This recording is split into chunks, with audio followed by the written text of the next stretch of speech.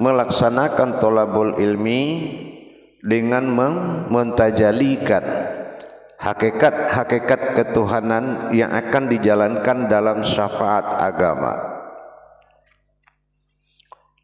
Pada waktu dan kesempatan yang kita muliakan ini, saya akan mengajak semua para hadirin dan hadirat, kaum muslimin dan muslimat dimanapun berada, para jemaah sekalian, yaitu mengenal dan memperkenalkan tingkat derajat makom-makom ibadah di dalam Islam. Wabil khusus pada waktu dan kesempatan ini saya akan membuka suatu wawasan yang disebut dengan solatnya orang ma'rifat. Solatnya orang ma'rifat ini sangat banyak disalahartikan di kalangan para kaum-kaum, para jamaah, para sahabat, para kaum mukmin yang dalam bermujahadah menuntut ilmu, mencapai hakikat Allah pada diri. Kata daripada solat ma'rifat ini sering disalahgunakan bagi yang belum memahamkan arti daripada derajat yang tertinggi yang dihalalkan oleh Allah dalam makom ma'rifatullah.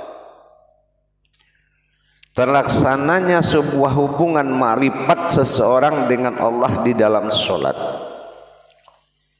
sampailah ma'rifatnya kepada arah sesuatu yang dia inginkan. Tetapi ada juga yang salah mengartikan daripada maksud solat ma'rifat tadi, solat orang-orang yang berma'rifat. Memang kebenaran itu akan memisahkan kita dari satu kebodohan dan kesalahan, tetapi tidak juga kebenaran itu mengantarkan kita ke alam kebodohan dan kesalahan, tapi memisahkan kita dari kebodohan dan kesalahan. Apa yang dimaksud kebodohan dan kesalahan? Inilah yang dimaksud orang sebahagian pengenal ma'rifat sering tidak melakukan sholat dan katanya cukup sudah dengan ma'rifat. Ini adalah pemahaman yang sangat salah. Pada makom ibadah, penggunaan ma'rifat ini bukan menghentikan seseorang itu melaksanakan sholat, bukan menghentikan seseorang itu melaksanakan sholat, tetapi meninggikan derajat seseorang itu kepada makom sholat. Bukan seseorang itu berhenti sholat cukup dengan hanya ma'rifat.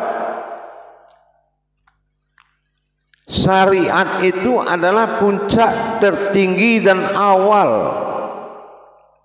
puncak awal dan puncak tertinggi. Pada makom kenaikan derajat sholat pada syariat fiddini, syariatun nabiyun dan syariatullah. Ini adalah ketinggian dan derajat yang sangat dimuliakan dalam pencapaian suatu hakikat ketuhanan kepada Allah. Jadi kalau yang dikatakan solatnya orang ma'rifat bukan berhenti dari solat atau la maujudun illallah dalam alasannya, dan itu juga yang melihat katanya, bukan. Ini adalah kesimpulan yang salah.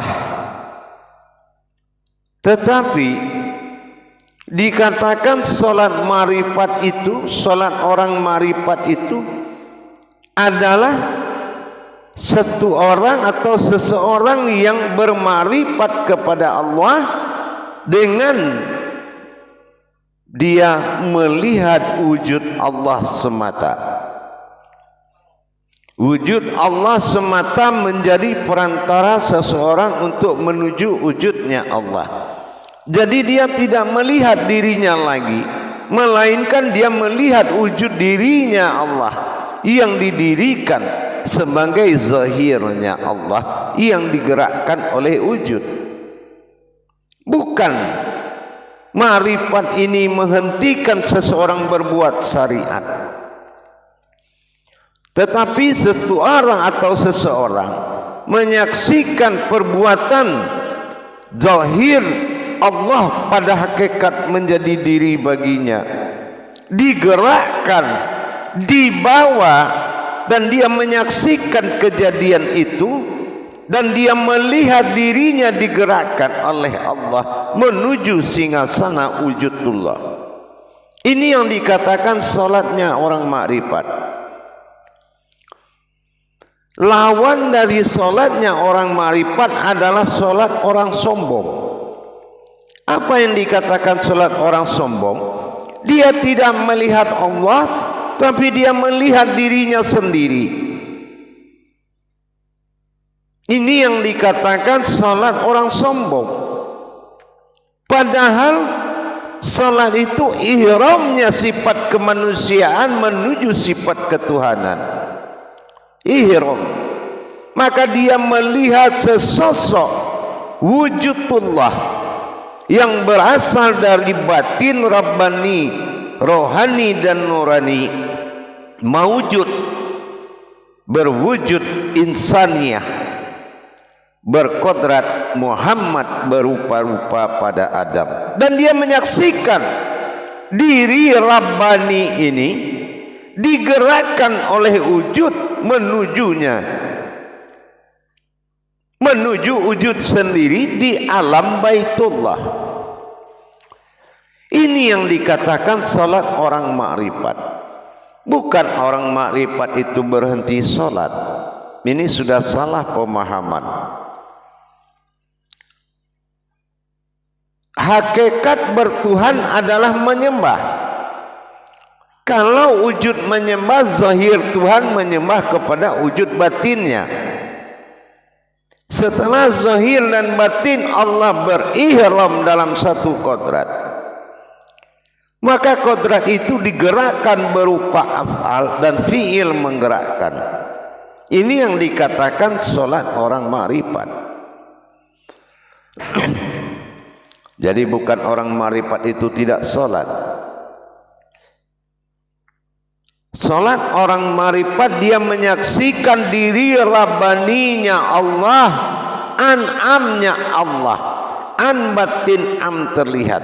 Jadi yang dia lihat ini adalah wujud batinnya Allah yang terlihat, yaitu hayatnya Allah atau amruhu.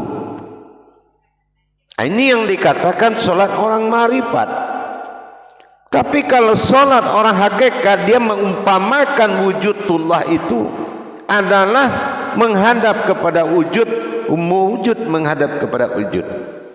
Kalau salat orang makrifat, dia menyaksikan dalam masa hu, masa aku adalah aku yang berdiri menghadap kepada diriku. Makrifatnya apa? Orang makrifat tidak melihat dirinya, melainkan dia melihat Allah berwujud dirinya. Inilah yang dikatakan solat orang makrifat. Jadi kalau kita sudah memahami hakikat solat orang makrifat, adalah solat yang bertajali Allah pada dirinya, dan dia menyaksikan dirinya adalah sebuah wujud yang menghadap kepada wujud. Jadi bukan orang itu berhenti sholat, itu salah. Jadi sholat orang makrifat adalah sholatul fil mikhrabi. Sholatul fil mikhrabi adalah orang yang telah berpindah dari kemanusiaan menuju sifat ketuhanan, berdiri sifat Tuhan, sirna sifat kemanusiaan. Menghadap Adam kepada Ka'bah, pecah Ka'bah, berdiri Baitullah. Ini yang dikatakan salat orang makhrifat. Jamaah yang dirahmati Allah rahimakumullah. Sering kita dengar di mana-mana kalau dia sudah tahu jalan makrifat itu dan dia sudah tidak melakukan ibadah lagi. Katanya, untuk apa lagi? Dia dengan wujudullah aja sudah melebihi. Tetapi ingat, perjanjian dengan Allah al-mukasyafatuhun waridatin alal fil sallu. Kujanjikan pertemuan itu hanya di dalam solat. Jadi kita jangan salah paham, salah mengartikan kalau solat orang ma'rifat tidak solat, tidak melakukan syariat. Solat orang ma'rifat adalah solat yang beruntung dari semua solat, solat yang tertinggi dari semua perbuatan solat, sebuah keberuntungan besar. Afkalana fil mu'minin allazi hum salatihim qasi'un. Surat Al-Mu'minin ayat 1 dan 2. Inilah orang yang beruntung, adalah orang yang berilmu, yang khusyuk dalam solatnya. Bagaimana tidak khusyuk? Dia tidak melihat dirinya lagi, melainkan dia melihat wujudnya Allah, menemui wujudnya Allah. Wujud menemui sebuah wujud, dan itu dalam pensaksian asyhadu. Di dalam pensaksian fardu ain, fardu wajib ain, menyaksikan atau melihat. Jadi tidak ada yang sanggup menghampiri Allah untuk bertemu, apalagi dekat dengannya sehingga bersentuhan saking dekatnya. Bukan membawa kebenaran, akan membawa kesalahan. Adapun dirimu ibarat sebuah urat leher, tapi Allah lebih dekat dari itu. Disinilah kita memaknai amruhu, kodrat yang nyata, batin yang nyata. Ini adalah ruhu, ruhnya Allah atau hayatnya Allah. Yasin 82.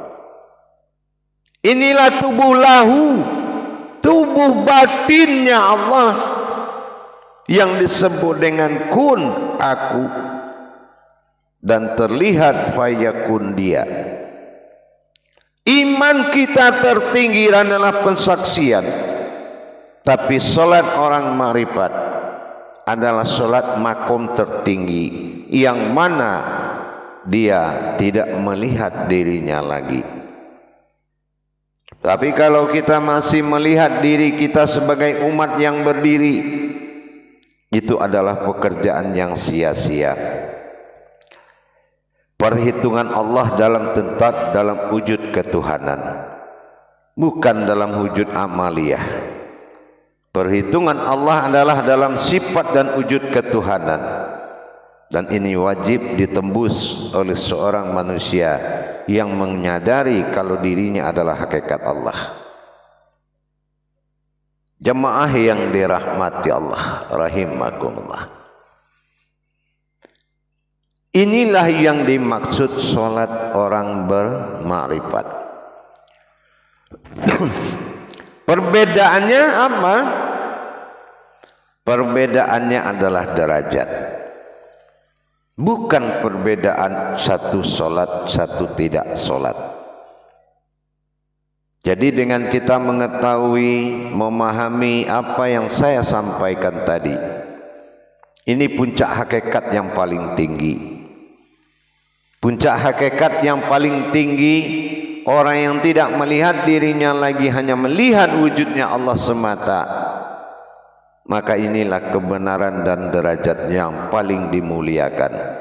Dan biasanya orang yang melaksanakan ibadah sholat ma'rifat itu adalah orang yang sudah mutakin. Orang yang sudah mutakin benar-benar orang yang telah takwa, yang tidak memiliki keraguan-raguan lagi. Zalikal kitabul la raiba fihi hudal lil muttaqin. Sesungguhnya tidak ada ragu-ragu lagi bagi seorang yang takwa itu kepada Al-Quran dan imannya. Tapi kalau dia masih memiliki keraguan, sesungguhnya dia bukan orang ma'rifat, bukan orang mutakin, bukan seorang yang sholatnya ma'rifat. Orang yang sholat ma'rifat itu adalah orang yang tidak melihat dirinya lagi, melainkan la mawjudun illallah, la mawjud illah Allah. Hadirin para jemaah, para kaum muslimin dan muslimat dimanapun berada, rahimakumullah. Dengan adanya kita mengetahui wawasan demi wawasan, marilah kita gunakan untuk menjaga diri kita dari ketakburan, kesombongan. Karena apabila dalam hakikat ini kita belajar dan berjalan, kita ibarat hidup atau duduk di atas ujung jarum. Kalau kita tidak hati-hati, kita bisa terpeleset jatuh. Inilah kehinaan. Untuk itu mudah-mudahan bisa kita tingkatkan iman kita, apalagi para pencari-pencari ilmu hakikat kepada Allah. Berhati-hatilah dengan keputusan dirimu. Kenapa? Apapun yang kita putuskan adalah hal yang salah, tapi apapun yang diputuskan oleh Allah itu adalah kebenaran. Allah menyuruh kita berpikir, tapi Allah melarang kita berpikir menurut cara kita berpikir. Mudah-mudahan memahami maksud dan tujuannya, mudah-mudahan bermanfaat apa yang telah saya sampaikan. Sebagai seorang mursyid, hanya mengingatkan kepada sesama. Kenapa? Karena kewajiban seorang guru menyelamatkan murid, seorang bapak menyelamatkan anak, seorang suami menyelamatkan istri, seorang imam menyelamatkan jamaahnya, seorang rasul menyelamatkan umat, seorang nabi menyelamatkan anak. Insya Allah berbagi wawasan dan ilmu adalah kemuliaan dan hati yang lebih suci.